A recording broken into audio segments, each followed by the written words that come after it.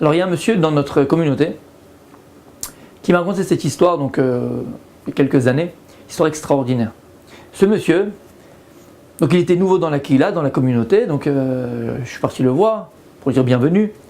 Et on a commencé à discuter, c'était un Israélien, et il me dit, voilà, je viens de Las Vegas.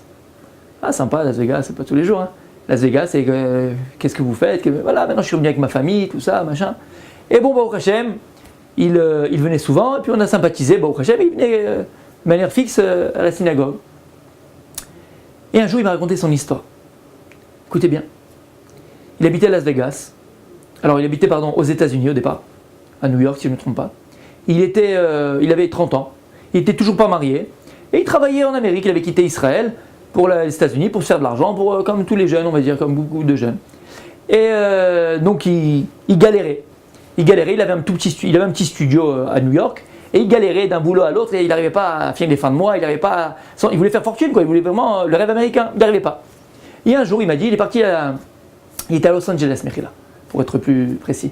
Et un jour, il va à la synagogue et il y avait un cours d'un rabbin. Et le rav, c'était quoi le cours? C'était sur le Shabbat. La grandeur du Shabbat, l'importance du Shabbat. Et dans le cours, le rav, il dit que le Shabbat, c'est le Mekor Beracha. Le Shabbat, c'est la source de la bénédiction. Et que Kol HaMechabed et Shabbat, tout celui qui honore le Shabbat par des mets, par des plats, par un habit beau, pour inviter des gens, et ainsi de suite, qui honore le Shabbat avec son argent, il s'enrichit. Le Shabbat lui rend. Et lui, Mamash, il a dit, j'avais une émouna pshuta, simple émouna. Quand j'ai entendu ça, j'ai dit, pourquoi je me galère moi? Pourquoi je me galère? Qu'est-ce qu'il a fait? Donc il est parti, il a commencé tous les Shabbats, il n'y avait pas beaucoup d'argent, à inviter tous les gens qui voyaient dans la synagogue qu'ils n'avaient pas volé, ils étaient chez lui. Il a dit tous les Shabbats, il y avait 50 personnes chez moi. Un petit studio comme ça.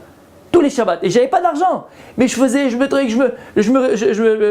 semaine, je mangeais moins, je faisais moins de choses pour pouvoir Shabbat faire et inviter les gens. Maman, je t'ai mis à Shabbat. Je vous passe les détails. Et il me dit, ensuite, quelques mois après, on m'a proposé un travail dans une usine de shaïch, comment on dit le shaïch? De marbre, dans une usine de marbre, et à Las Vegas. Il a commencé à travailler là-bas jusqu'au jour où il est venu le patron.